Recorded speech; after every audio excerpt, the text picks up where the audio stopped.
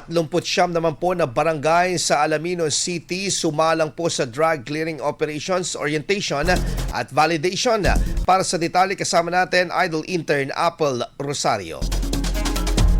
104.7 IFM Report.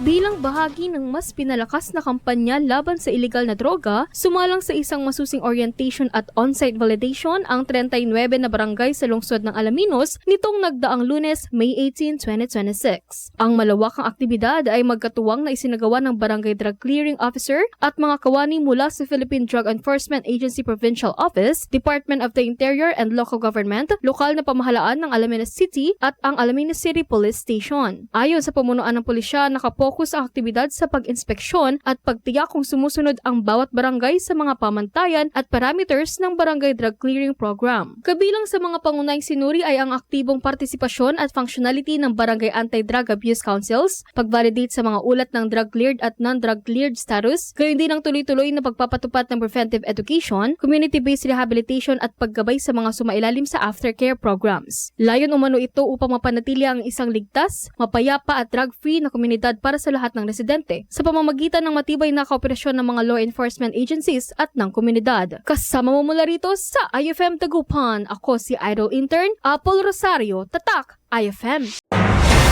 IFM News. IFM News. IFM News.